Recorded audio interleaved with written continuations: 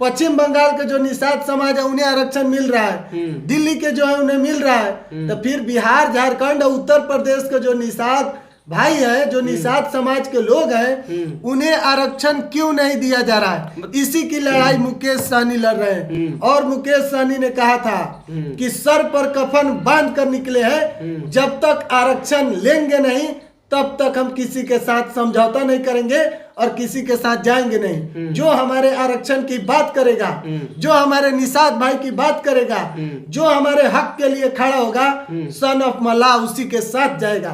और टाइगर अभी जिंदा है, मुकेश सहनी कह रहे हैं। बिहार में सबसे बड़ा नेता अगर मल्लाह का कोई है तो मुकेश सहनी है। और मुकेश सहनी सन ऑफ मल्लाह के भी नाम से जाने जाते हैं।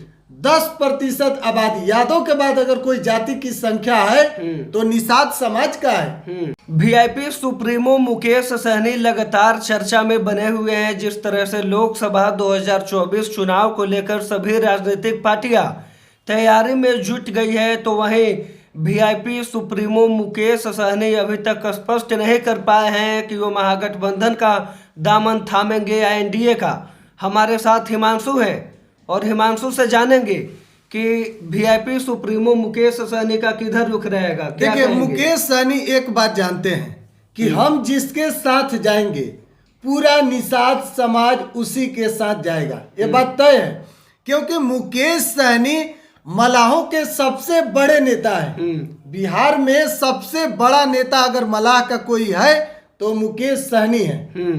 और मुकेश सहनी सन ऑफ मल्लाह के भी नाम से जाने जाते हैं। और आरक्षण यात्रा में आपने देखा होगा सानू जी, किस तरीके से मुकेश सहनी निषाद आरक्षण जो 101 दिनों का था, तमाम बिहार, झारखंड और उत्तर प्रदेश के कई अलग अलग जिलों में गए और हजारों की संख्या में, उस वक्त बरसात का मौसम था, चाहे तेज बारिश हो या फिर चिलचिलाती धूप, मुकेश सहनी के लिए बच्चे, बुजुर्ग, महिलाएं, नौजवान, तमाम लोग इंतजार कर रहे थे। और मुकेश सहनी सुबह से लेकर देर रात तक जनसभा को संबोधित करते थे। एक दिन में एक जिला के कई प्रखंड में जाते थे।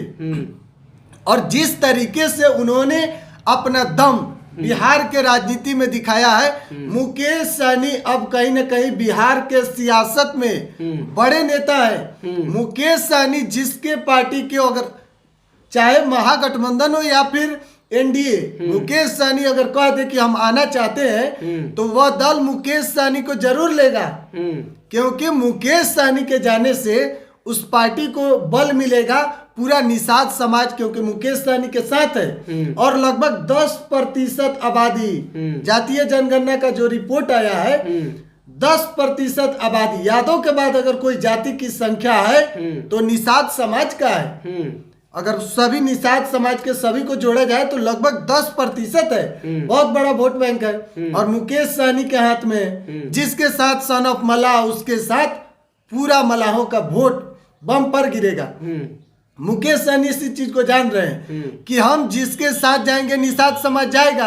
आरक्षण की बात कर रहे हैं तो मुकेश सहनी अभी भाप रहे हैं कि आखिर बिहार के सियासत में क्या कुछ चल रहा है। अब जरा सोचिए, अगर मुकेश सहनी जल्दबाजी कर लिए होते और अगर इंडिया अलायंस जो महागठबंधन है उसके साथ अगर चल गए रहते, और नीतीश कुमार जो अभी एनडीए में गए हैं, अगर सोचिए 28 तारीख से पहले मुकेश सहनी अगर चल गए रहते, 28 तारीख को तो नीतीश कुमार खेला कर दिए। तो मुकेश सहनी इंतजार कर रहे हैं कि सब कुछ हो जाए।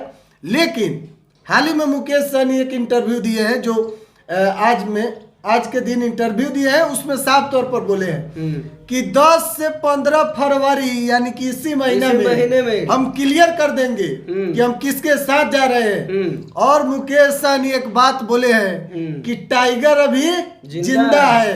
तो उनका समाज के लोग कह रहा है, निषाद समाज का लोग, कि टाइगर अभी जिंदा है, टाइगर वापस आएगा, यानी कि मुकेश सहनी। तो मुकेश सहनी इस बात को जान रहे हैं। उन्होंने साफ तौर पर कहा है कि 10 से 15 फरवरी के बीच में हम तय कर लेंगे कि हमें किसके साथ जाना है, किसके साथ मिलकर चुनाव लड़ना है। मुजफ्फरपुर से हो सकता है। देखिए मुकेश सहनी बड़ी फील्डिंग कर रहे हैं मुजफ्फरपुर जिला में, बहुत बड़ा फील्डिंग कर रहे हैं। लगातार 20 से 25 आदमी मुकेश सहनी का कार्यकर्ता नेता मुजफ्फरपुर जिला में काम कर रहे हैं। कटिहार से भी चुनाव लड़ सकते हैं मुजफ्फरपुर। मुकेश सहनी का आप एक स्टेटमेंट सुने होंगे जी। आप कह रहे हैं कि पहले मुजफ्फरपुर से तैयारी कर रहे हैं, तो मुजफ्फरपुर से पता है आपको कि कौन है वहां से सत्ता में, लेकिन वो बिहार सरकार पे एक और निशाना तंज साध रहे हैं कि ये सरकार इसी महीने में पलट जाएगी। तो क्या अंदाजा लगाया जाए कि मुकेश सहनी मन बना चुके हैं महागठबंधन में जाने का? देखिए राजनीति में कयास लगाया जाता है, लेकिन मुकेश सहनी जिस इंटरव्यू में कहे कि कुछ भी हो सकता है, उन्होंने ही नहीं कहा कि सरकार पलट जाएगा। उन्होंने इतना जरूर बोला है कि नीतीश कुमार को अगर कोई धोखा देगा तो उनको डर बाहरी दुश्मन से नहीं है, यानी कि आरजेडी से उनको डर नहीं है। उनके साथ जो है नीतीश कुमार को उन्हीं से डर है। मुकेश सहनी इस बात को बोले हैं।